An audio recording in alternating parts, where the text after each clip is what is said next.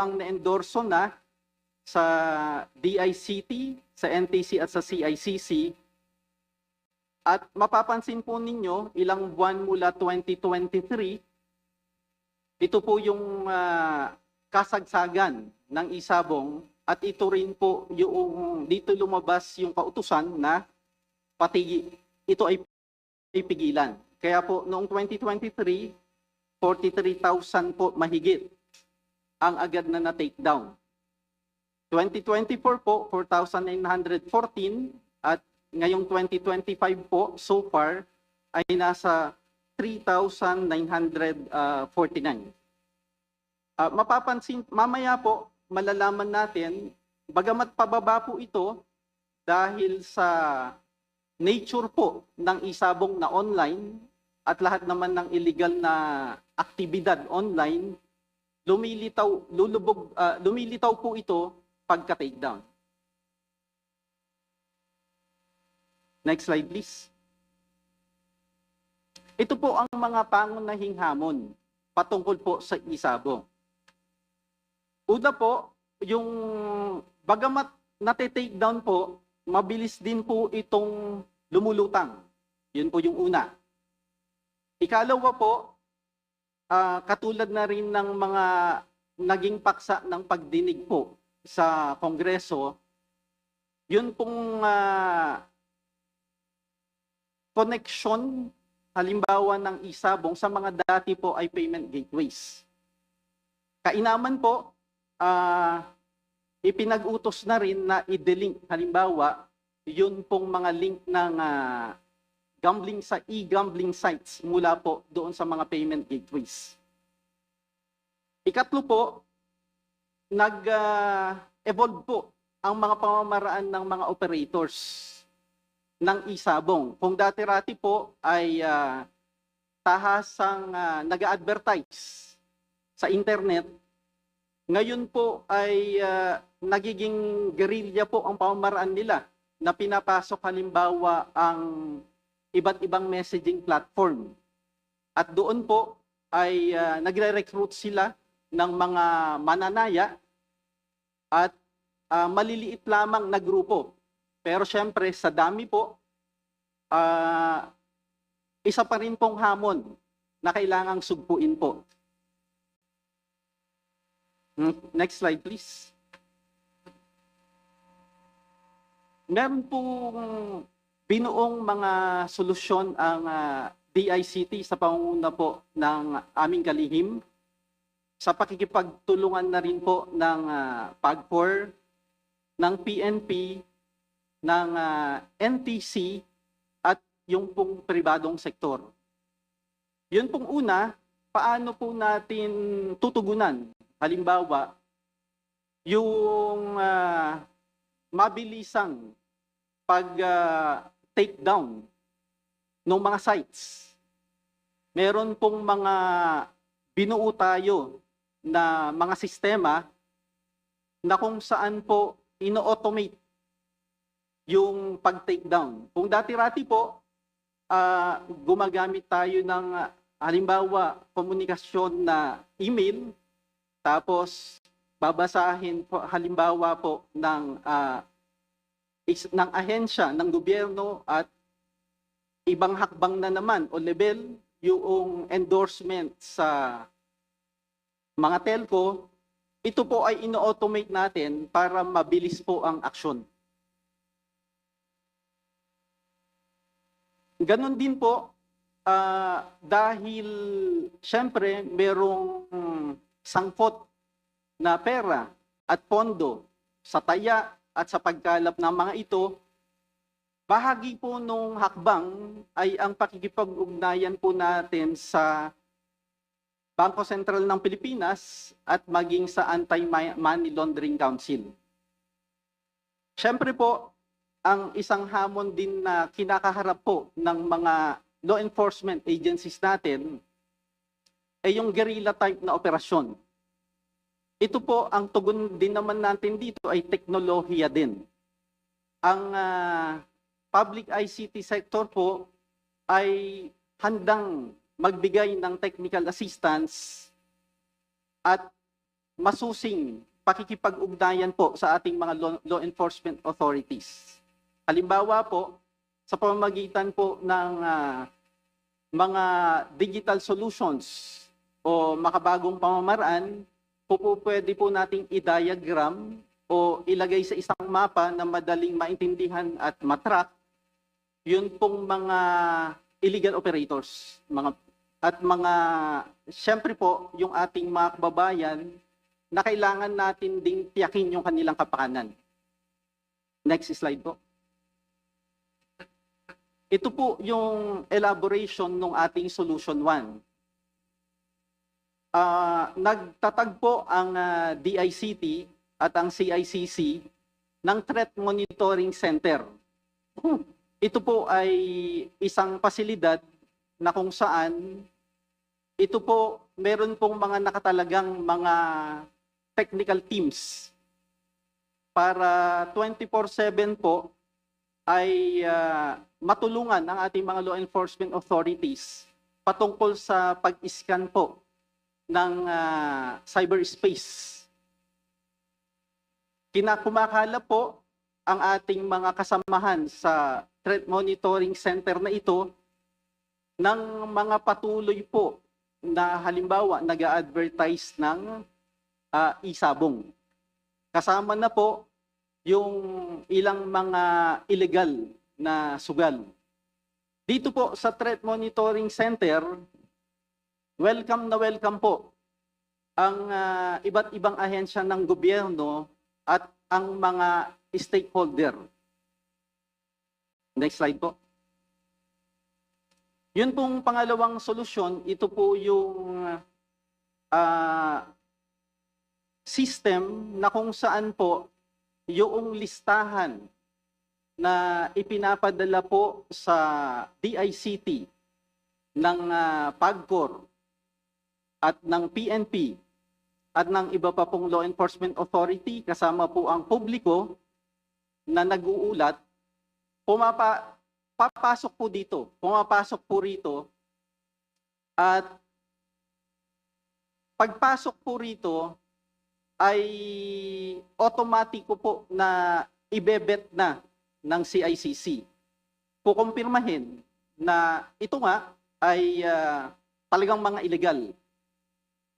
At meron naman pong due faith and credit doon po sa isinumite na listahan ng PAGCOR at ng iba pong law enforcement authorities. Pagkatapos po nito, makikita po ng National Telecommunications Commission ang mga nasa listahan. At ito po ay i-convey na sa pamamagitan ng direktiba ng NTC na siya pong may kapangyarihan na i-regulate yun pong mga ating telco at ang mga ISP.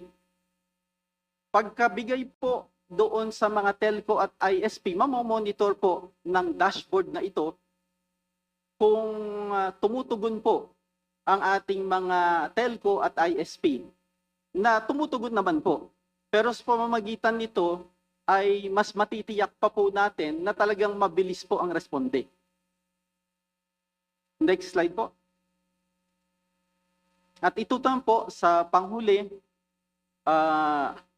ang matibay pong pangako ng DICT, ng NTC, ng CICC, kasama po ang PAGCOR, ang PNP at iba pa pang law enforcement authorities at stakeholders, handa po kaming tumulong sa pamamagitan po ng mga digital forensic solutions na nasa amin para po tiyakin na masusugpo po ang isabong at iba pa pong illegal gambling. Yun lang po. Maraming salamat. Maraming salamat, Director Navarro. Ayun po, ay i-open na natin sa ating mga kasamahan ang pagkatanong. Unang-una, gusto ko lang po malaman, ito po 52,847 sites. Yan po yung mga illegal. Opo. Mga illegal po lahat yan. Opo, Mr. Chair. So, ibig sabihin yan, mas marami pa yung illegal sa legal? Mr. Chair, yes po. My goodness. Ang inyo nang naibaksak nyo At ito ba'y nasara na? 43,984. Ito na yung nakasara na. Opo, Mr. Chair. Kapag ito po, Mr. Chair, ay mula po 2023 hanggang sa kasalukuyan po.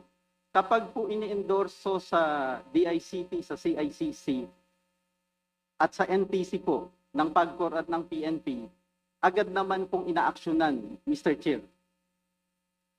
Alam niyo, teka, alam niyo rin po ba kung ilan ang legal? Inyo ba namomonitor kung ilan po ang legal na isabong? Mr. Chair, dahil isabong po, bawal na po lahat sila, so illegal na pong lahat. Opo, Bawal na lahat, di ba? bawal na po lahat, Mr. Chair. Oo, okay. So wala nang legal. Wala na po. Teka, mamaya, atin natin yung PAGCOR, di ba? Kinakailan, nandun yung PAGCOR dyan eh. Pero mamaya na yan. Ito munang DICT. Maganda na lang ng PAGCOR sa mga tatanong namin mamaya, ha? Okay. So, ibig sabihin yan, lahat, pati yung mga inalaw ng PAGCOR, papasaran nyo. Naisabong po, Mr. Chair. Oo. Opo. So, ba't hindi nyo na ipasara lahat? Bakit 43,984 lang? Mr. Chair, ito pong actually po, 52,847 ang total, Mr. Chair. Mula 2023 po hanggang 2025. Ito po yung kabuang bilang na ini-endorso sa DICT po, ng PAGCOR at ng PNP. Ito po yung Ini-endorse po sila ng PNP. Opo, Mr. Chair. Okay. O mga kasamahan, sino muna magtatanong? Si Congressman Romulo, you go ahead. Yes. Recognize. Maraming salamat, Chair Abante. Kay Director Navarro, para maliwanag lang tayo, no? So, nung nadeklara na bawal na ang isabong, wala nang legal. Wala na po. Wala nang legal. Sinabi mo kanina, nakapagsara na kayo ng mga 52,000 sites. Opo.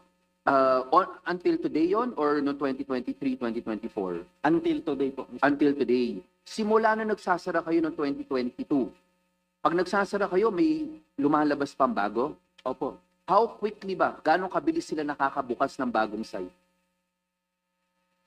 Batay po sa aming director na sa operations, segundo lang po, Mr. Chair. Segundo, nakakapagtayo sila. Opo. Ilan naman, gano'ng katagal o gano'ng kabilis naman na natatrack ninyo na mayroong natayong bago? Segundo rin. With the permission of the Chair, I'm Director Josidius Poing with the Cybercrime Investigation Office po ng CICC. Namomonitor din naman po natin po agad. However, yung problema po natin is for us to monitor, dapat pumasok po talaga tayo dun sa kanilang mga websites. Makikisali po talaga tayo sa laro nila in order for us to know na it exists. Katulad ho ni Director Alvin na hindi naman talaga po sumusugal, medyo yun po ang kahirapan po natin. But we have people on the ground na talaga pong sumasali for us to be Yes, that is the question po Director Rojun. Gano'ng kabilis nyo natatrack? Mabilis sabi nyo, di ba? Wala naman nakakalusot na more than 1 day or more than 12 hours or more than 2 hours. Yes po, namomonitor naman po natin. Agad-agad. Opo, kasi So napapa-take down nyo agad-agad. yun lang po kasi we have to verify naman po kung What do you have to verify? Bawal na eh. yung during the time po, kung nung legal pa po siya, we have to verify. Hindi, we're talking about today. Kasi nakapagpasara na kayo eh. Opo. Sabi ninyo, nasara ninyo 52,000, ongoing, mabilis sila makaset up, pero mabilis rin yun natatrack at mabilis yun napapababa. Tama po ba yun? That's correct po, Mr. Chair. So theoretically, wala nang nakatayo na online isabong, wala na. Meron pa naman po kasi Bakit? mabilis po talaga. Kaya, pero ang sagot mo rin, mabilis rin yun natatrack eh. Mr. Chair, Your Honor, if I may, yung iba po kasi, ang pangalan nila hindi isabong xxx.po. Minsan, pinapangalanan nila na candy, that's something. So, minsan po, magbabago sila ng pangalan, Yes. hindi pa namin alam kung isabong siya. Tapos, biglang may magre-report sa amin. Pag na-report naman po sa amin, mabilis po yon. Yes. Usually ba yung nangyayari to, nakaka-survive yung isang bagong site nila ng more than 1 or 2 days? Meron po. May iba nakatago pa po kasi, Mr. Chair, Your Honor, nakatago sa mga legitimate na example, akala mo nagbebenta siya ng sapatos, for example. Yung pala nakasingit doon, nagsusugal. Kaya ang strategy po namin, Mr. Chair, Your Honor, hinahanap namin yung mga sites na interconnected, na tipo bang alam namin na yung iba kasi dito, Mr. Chair, overseas eh. Kaya ang hirap din habulin eh. So kailangan makipag-usapan kami sa telco na wag nang papasukin. Yung po yung talagang mas matinding sophisticated na blocking. Kasi pag nakapasok na, minsan iba na yung pangalan. Yes, pero Secretary, ang intindi ko naman ito, I assume meron kayong intelligence fund or confidential fund that wala kayo. Ang CICC po wala, Wala. at saka ang... So hindi nyo pwedeng malaman kung merong, kasi kung paano nalaman ng iba na ito na pala yung bagong pangalan tapos tayo na sa gobyerno ang hindi may alam. Yung kanina pong sinabi ko po, Mr. Chair, may mga tao po tayong talagang nag-engage po dyan.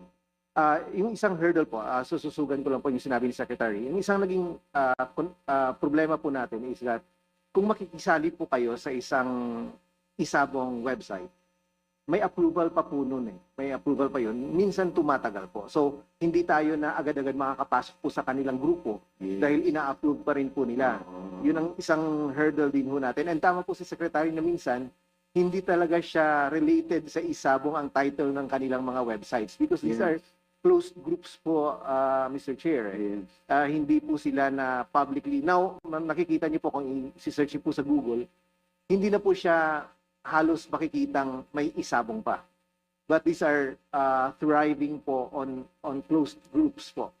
So yung mga players po nila, pag lumipat po sila ng websites, yung mga trusted players po nila, ililipat lang po nila.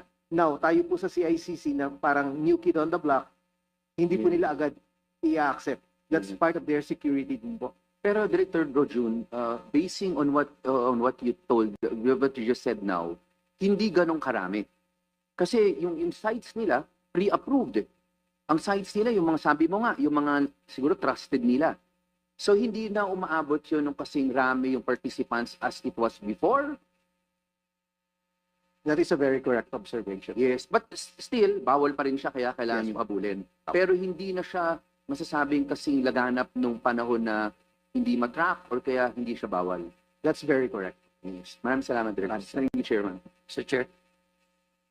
Go ahead, Congressman Adjong. Thank you. Mr. Chair, balikan ko lang po yung presentation ni Director Navarro. But I'm really concerned about, kasi ito yung pinag-uusapan natin is the policing, online policing and monitoring aspect side of the Isabong, no?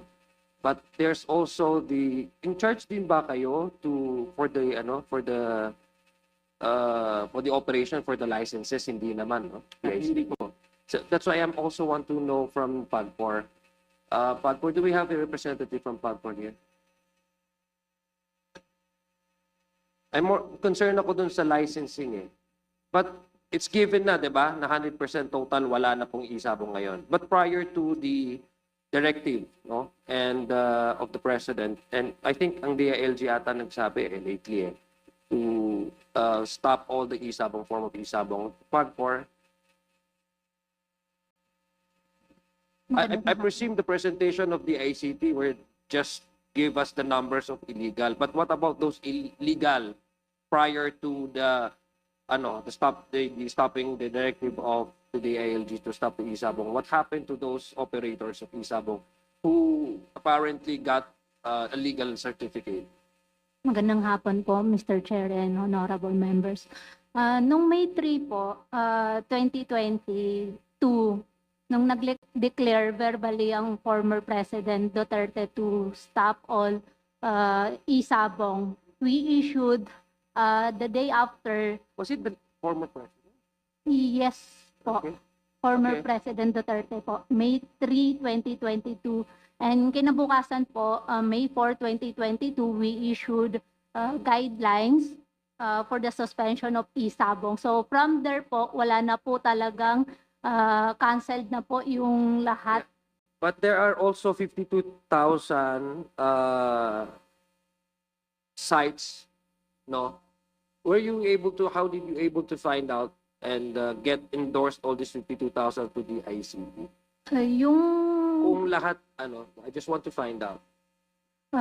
we have our own monitoring po and some are reports. Then since we have no enforcement power, we coordinate with Yeah, I know that, DICT. but how did you able to, ano, how did you, kasi ini-endorse lang ho ninyo, di ba, sa DICT. Is it correct? Ini-endorse, ang DICT, you don't do preventive check-up, I mean monitoring. You just rely on the endorsement of PAGCOR. Is that correct? Largely po. Pero ngayon po ay pinalalakas na rin namin, Mr. Chair, Your Honor, yun pong scanning sa pamagitan po ng TM, yung Threat Monitoring Center namin. So, ibig ko sabihin, yung lahat ng ini-endorse sa inyo, the only way for you to find out if these illegal sites are operating under the pretext of, let's say, selling, pero isabong naman pala yung operation nila, it's those lists that are submitted to you, endorsed to the BI by PAGCOR, right? PAGCOR, how do you still monitor or do you still get and police, for example, all those operators online and then recommend that to the ICT? Do you still have that capacity? Yes, sir, but it can be fully explained from our security department. Sino po? Okay. Kasi, Mr. Chair, ang pinesenta po kanina is yung kung ano yung na-endorse. Ibig sabihin, ang pagkaintindi ko po, and correct me if I'm wrong, DICT, yung cybercrime only operates based on the list that are submitted to them by PAGCOR. No? So, ibig sabihin, reactive sila. But what we are trying to do here, Mr. Chair, and I believe this is my understanding of everyone, is that paano natin ma-prevent na hindi na magkaroon ng illegal na operation. So, it starts from, I think, from PAGCOR kasi sila naman yung nag-endorse ng list eh. So, I'd like to know from PAGCOR if you're capable of handling and monitoring the online kasi gusto ko lang maintindihan. Good afternoon, sir. Right now, sir, we have a team which actually handles yung testing of sites endorsed to, based on complaints received through our customer feedback management system. So, based on this, we tried the websites reported, and once we discovered that this caters to Isabong, we collate them and endorse them to the ICT for blocking and investigation by CICC. So, Yes, please continue. So, nag-aantay pa po kayo, somebody has to report that. no, sir. The team also actively search the internet, sir, for possible suspicious sites that contains Do you also communicate this with telco companies and other wallet platform? Do you have that? No, sir. We don't directly communicate with the telcos. We go through the DICT through the NTC. No, I mean in terms of yung sinasabi niyo po kasi kung tanong ko, do you still manage to at least monitor kung meron pang presence online? Yes, Before sir. you endorse that, you still have to have at least a valid reason to endorse that to the ICT. Pangit Yes, sir. naman kung mag-endorse kayo lang ng Yes, kung sir. ano-ano, di ba? So at least you still have valid reasons Yes, sir. for you to be And- able to endorse that. So how do you manage una? Nire-report po ba sa inyo? How do you, for example, Sir, the possible sources are from the complaints and then from our own initiative through the monitoring and enforcement group. And then before it is endorsed to our partner agencies, those in charge of the blocking and investigation of these sites, we have it certified by our e-games licensing department okay. to make sure that they are illegal. But I understand also, Mr. Chair, na yung ginagamit po kasi since they're using online platform, they're also using mga e-wallet platform, di ba? That's how they pay and that's how they place their bets, di ba? Yes, sir. So, kayo po sa PAGCOR, do you also initially contact or, for example, have coordination with all these e-wallet platforms before you endorse it to the ICT? No, sir. Wala kayong Wala, sir. capacity ng ganon. For as long as the site has been certified by our e-games But how do you licensing know, department. how do you, Mr. Chair, how do you able to know kung isabong ito if you don't have that, for example, you don't investigate, I believe you're part of the investigation if there are bets being made, diba? That's how initially you would find out na hindi ito usual na e-shopping platform lang kasi isabong. And the only way for you to find out if there are bets being made, diba? Tama po ba? Yes, sir. Am I correct? So paano po nyo yun malalaman na ito'y isabong kung walang kayong ganong klaseng pamamaraan na ma-determine na hindi ito nagbebenta lang kasi bets ito eh. And of course, you do that with the wallet platforms, di ba? Actually, sir, the monitoring enforcement group, the team in charge of monitoring online suspicious online games attempts to register through the websites to find out short of playing, sir, in the illegal site. So once they see that it offers actually not just Isabong, all other games, online casino games, this is reported to our e-games licensing department for verification, and then the certification is secured so that this will be the supporting document once we endorse it to the ICT. For further investigation. Yes, sir. And possible- for blocking, sir. For blocking na. and investigation, sir. Okay, sige. So With the before, indulgence of Congressman C, I think that we should first of all proceed to the briefing. But before that, I'd like the COMSEC to acknowledge again the arrival of some of our colleagues. Please. Yes, Sir. Your Honor. Mr. Chair, may I interject, Mr. Chair? One question lang. Yeah, can we hold it in the bench for a while, please? Ito muna eh. Pero habang nagkaroon tayo dito ng majority, would like to acknowledge first of all of those who are with us today, and then afterwards, magkaroon muna tayo ng suspension, and then afterwards, we're going to pursue the questions again, please. Thank you. yes, thank you, Mr. Chair. Just got curious lang kasi yung presentation po ng ICT. But anyway, that would be all for now, Mr. Chair. Maybe later on, baka may magtanong pa kung mga kasama natin. Thank you, Mr. Chair, for... Thank you. Well, when the questions again, we would like to again start with Congressman Atchong, and then afterwards we're going to have Congressman Alon to ask questions also. Go ahead, Comsec. Thank you, Your Honor. We would also like to recognize the presence of Congresswoman Attorney Jerville Jinky Beatrix Lewis Shaw, Congressman Presley C. De Jesus, and Congresswoman Leila M. De Lima. And also, as a resource person, Attorney Rex Guevara from the Commission on Human Rights Region 4A. And, Congressman Terry L. Ridon. Okay. Oh. All right. Break muna tayo ng 2 minutes.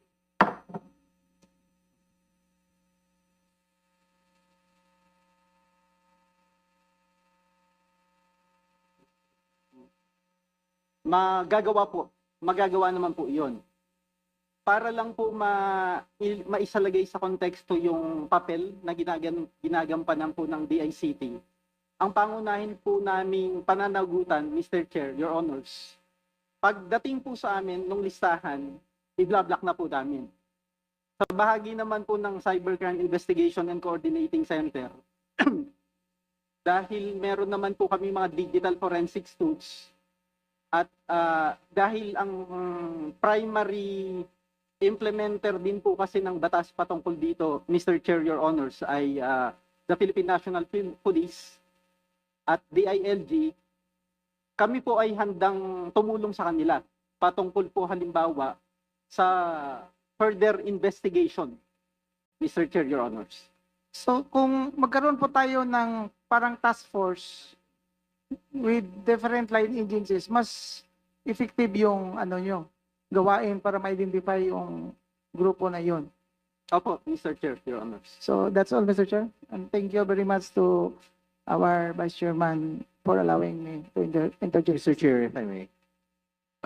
Yes, Congressman Sontay, are you going to ask questions to the DICT? Yes, Mr. Chair. Go ahead, go ahead. Yes, thank you very much, Mr. Chair. Through you, Director Alvin mentioned earlier that there are around 52,000 sites operating illegally, and that what they do is they try to monitor the sites and have them closed. As you mentioned earlier, the way you monitor it is meron kayong mga tao na pinapa-register doon sa site. And marami na kayo na sites na napasara, pero as you mentioned earlier, also, marami rin nagbubukas pagkatapos pasara. Tama ba?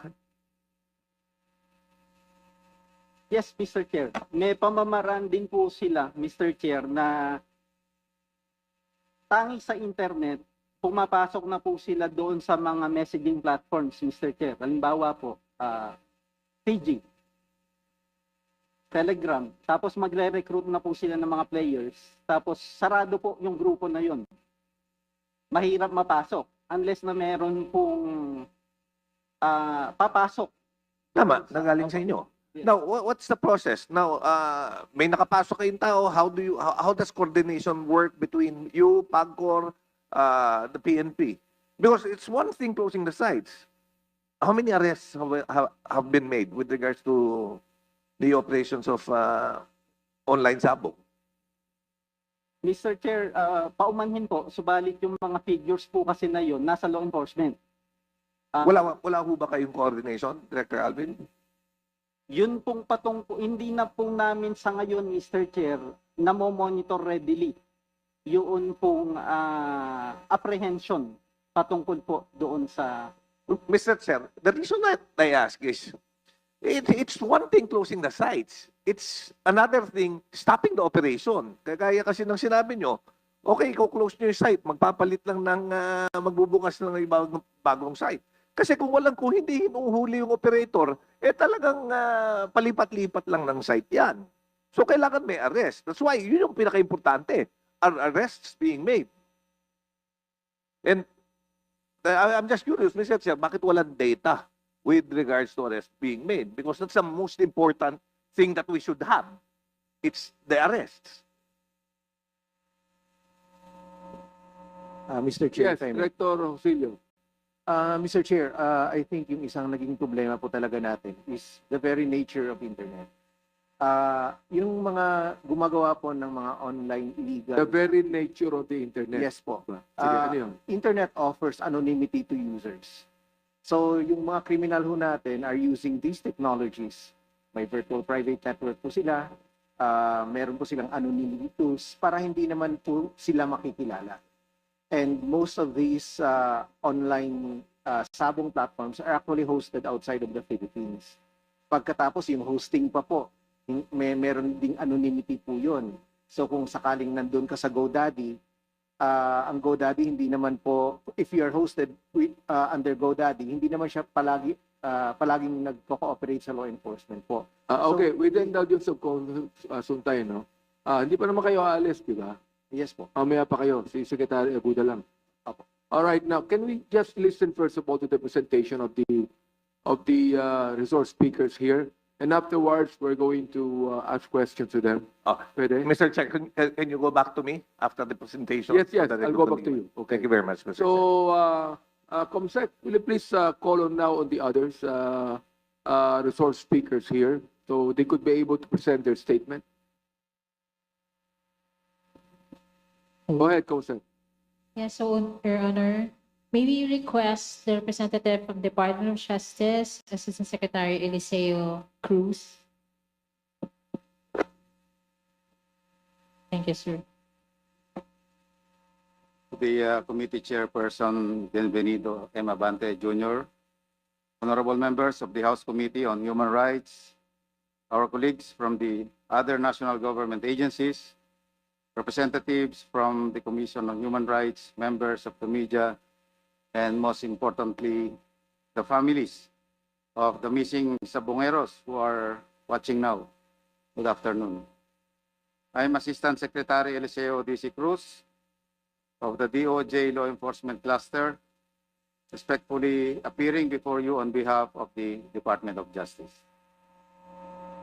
The disappearances of the missing Sabongeros shall never be put in vain, for they are fathers, sons, brothers, and friends whose absence has left enduring pain.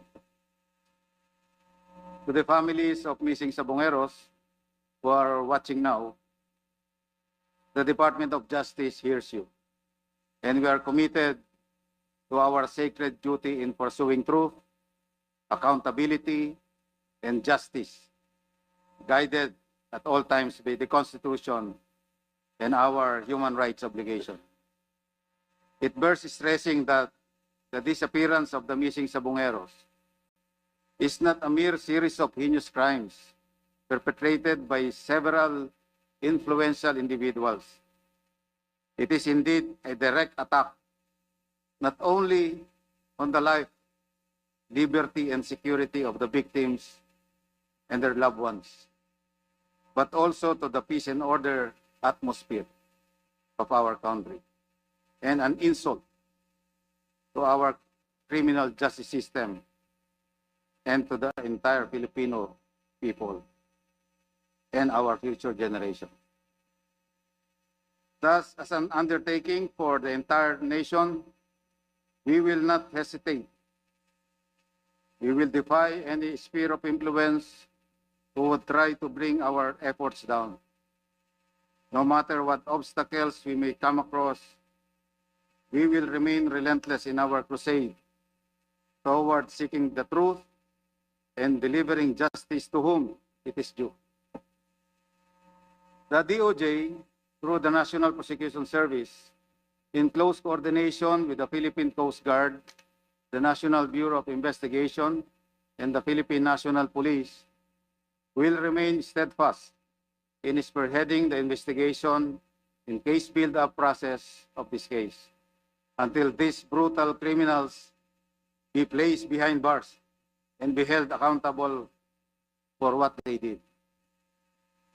At this point, I hereby respectfully present the summary of the pertinent information regarding the ongoing case build-up on the case of the missing Sabongeros. On July 10, 2025, the DOJ, together with the elements of the Philippine Coast Guard and the Philippine National Police, launched the initial assessment of the Taal Lake, particularly in Laurel, Batangas. Noteworthy to mention that this operation was prompted by the information disclosed by our whistleblower, Mr. Julie Patidongan, about the exact location on the lake where the alleged bodies of the missing Sabongeros were dumped for disposal. On July 11, 2025, the full-blown search and retrieval operation was then commenced within the particular area of the lake, which was then divided into 4 quadrants by the Philippine Coast Guard. From July 10, 2025, up to present, based on the records of the PNP Forensic Group, there are 401 pieces of human skeletal remains have been recovered from 17 different locations reported by the Philippine Coast Guard. The recovered sacks or mesh nets containing the human skeletal remains are usually tied to or attached to 2 sacks containing sand that serve as sinkers. Each sinker sandbag is of the size of a 25-kilogram rice sack. To preserve the integrity and evidentiary value of all sacks recovered from the bottom of the lake, upon return to the water surface, the technical divers of the Philippine Coast Guard directly handed over the recovered sacks containing the pieces of evidence to the PNP Forensic Group SOCO personnel, who immediately placed this evidence inside a blue bag to preserve it and observe the proper handling and chain of custody. Other than this, the team likewise recorded the date, time, the coordinates of the location where each sack containing the pieces of evidence were recovered, including the actual depth, the temperature, and its distance from the nearest shoreline. The team comprised of the Philippine Coast Guard and the Philippine National Police Forensic Group SOCO is continuing its relentless search and retrieval operations despite the challenges they are facing. During our previous briefing, they reported that their technical divers are already suffering from medical conditions, that is skin irritation, ear infection, diarrhea, coughs, and colds, due to the long-term exposure to the murky waters of the Taal Lake. Noteworthy to mention that our PCG personnel are also facing threat from the venomous Taal water snake, which our country has no anti-venom for, according to the Research Institute for Tropical Medicine. Other than this, to support the continuous search and retrieval operation and the forensic examination of the pieces of evidence gathered, the DOJ is currently in talks with the Japanese government, which generously offered their support to this ongoing operation.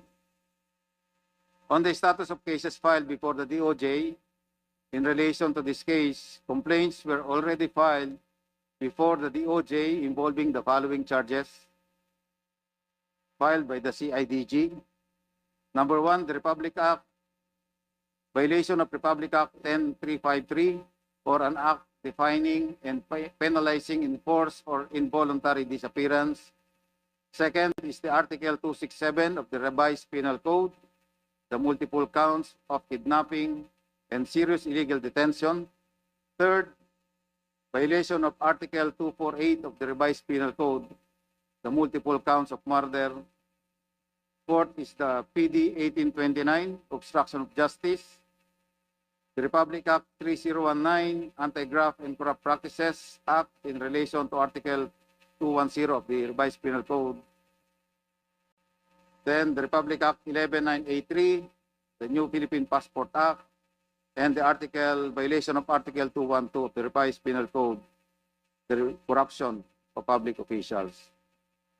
To note, these complaints have undergone evaluation and have been certified to be sufficient for the purposes of the conduct of preliminary investigation.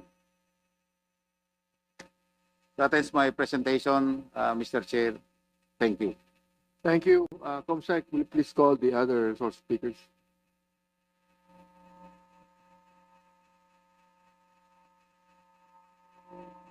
Yes, sir. For the Commission on Human Rights, may we call on Attorney Jasmine Navarro Regino. Magandang umaga po, Mr. Chair, Your Honors, colleagues, and resource persons. I am Jasmine Navarro Regino, Director for the Protection Office of CHR Central Office. On the part of the Commission on Human Rights, we actually conducted a motu proprio investigation, meaning to say there was no complaint. We just monitored in the media that there were actually 34 missing Sabongeros. So on our part, we conducted investigation because we find that there's already a human rights dimension in the disappearance of these 34 Sabongeros. So there were actually 4 offices in the commission which conducted investigation. Our regional office 3, region 4A, NCR, and that of the investigation office of CHR Central Office. We likewise conducted dialogues with the families of the victims. We also granted financial assistance because this is actually one of the programs of the Commission on Human Rights. But with regard to the others who are still awaiting submission of the necessary documents as far as the claim for financial assistance is concerned. And during the Senate inquiry, we actually facilitated the Committee on Public Order under Senator Bato requested the Commission on Human Rights to facilitate the attendance of some of the witnesses in that inquiry. So Region 4A assisted these witnesses to attend the Senate inquiry. And also, we docketed these cases. There were actually 34 victims. And in the grant of our financial assistance, we find that we are actually human rights based. So we find that there is an arbitrary deprivation of liberty on the part of these missing Sabongeros. So we are still awaiting the actions done by concerned government agencies, because in our final investigation report in 2022, we already closed and terminated all this investigation. Why? Because there were no leads as far as the perpetrators of this abduction, and we reopened these cases because of the new development, the new whistleblower.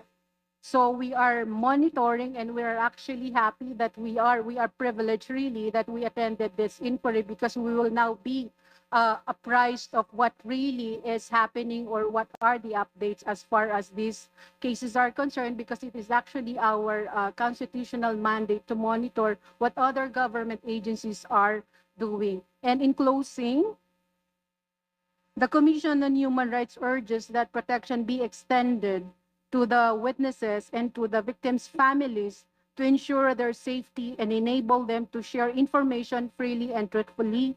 CHR also hopes that more individuals with relevant knowledge will come forward. The Commission stands resolute in seeking justice for the missing Sabongeros.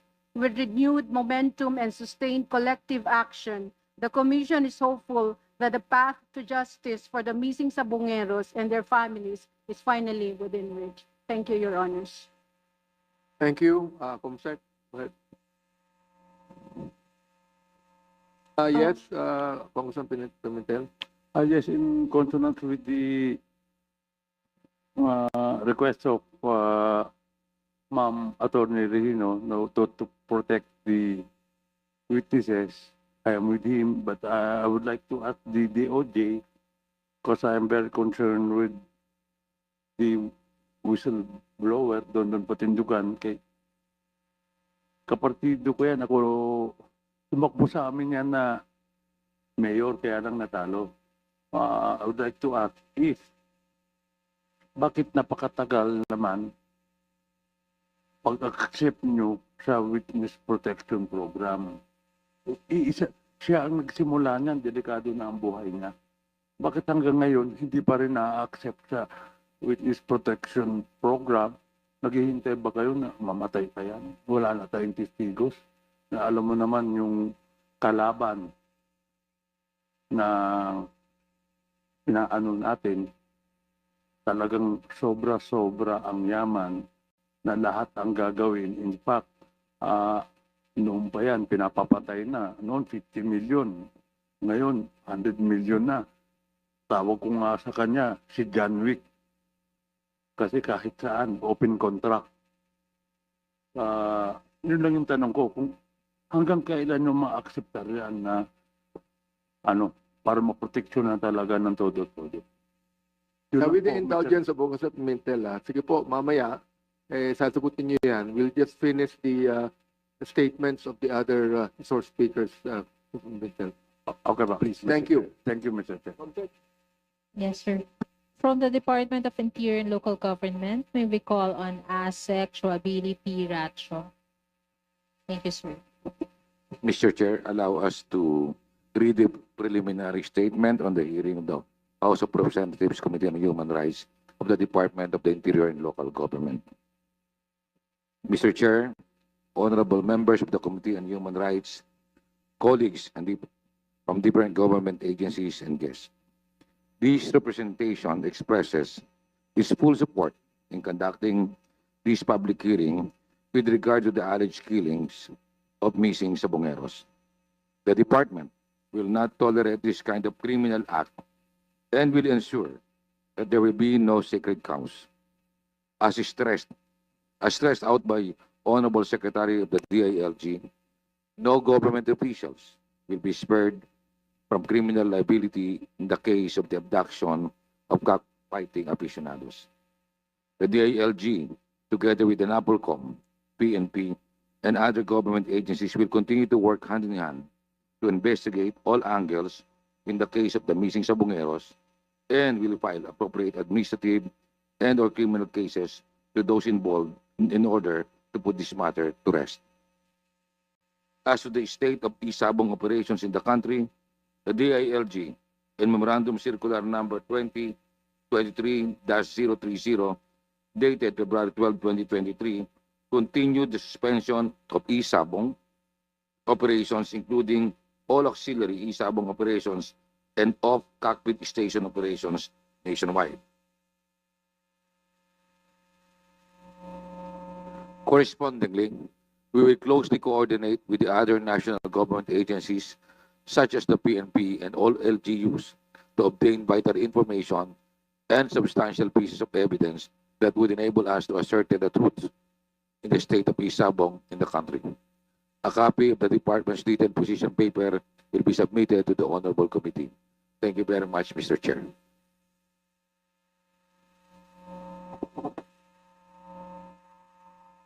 Thank you. Comsec, go ahead. Yes, sir. From the PNP Criminal Investigation and Detection Group, Police Brigadier General Christopher Abrahano. Sir. To the Honorable Chairman of the House Committee on Human Rights, Representative Bienvenido Abante, to the distinguished members of the committee, and to our fellow resource persons present in today's hearing, magandang hapon po sa ating lahat. I am Police Brigadier General Christopher Abrahano. On behalf of the Philippine National Police, I appear before this honorable committee in my capacity as Director of the CIDG. The CIDG serves as the primary investigative arm of the PNP, mandated to pursue serious and organized crimes and to ensure that the rule of law is upheld with full respect for human rights. We recognize the importance of today's hearings, which concerns the reported cases of alleged killings involving the so-called missing Sabongeros. The CIDG has been at the forefront of these investigations, fully cognizant of the gravity of the matter and the urgent call for justice by the victims, families, and the Filipino people. In the pursuit of truth, the CIDG has exerted extensive effort to gather evidence, identify persons of interest, and reconstruct the circumstances surrounding the disappearances. These investigative actions have been carried out in close coordination with the Department of Justice, particularly the National Prosecution Service, to ensure that the evidence we obtain is translated into prosecutorial action and ultimately accountability before the courts of law. On August 1, 2025, the CIDG has submitted to the DOJ for evaluation and eventual preliminary investigation the cases against 62 respondents.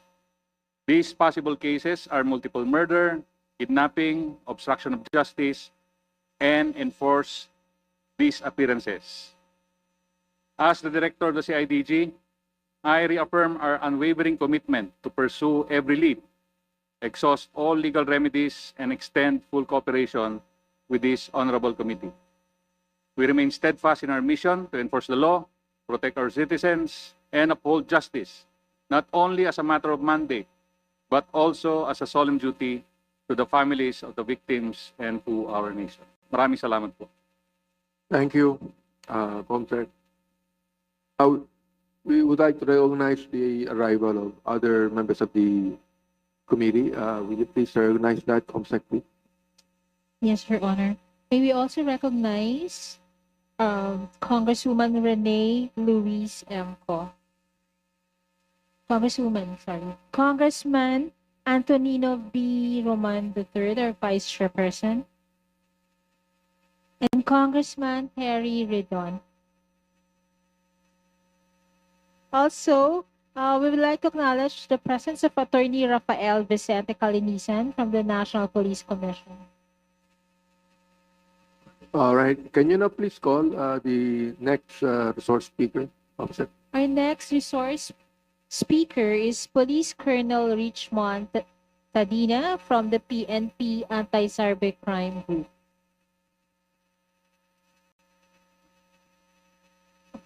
Yes, to our to the Honorable Chairman and to all attendees in this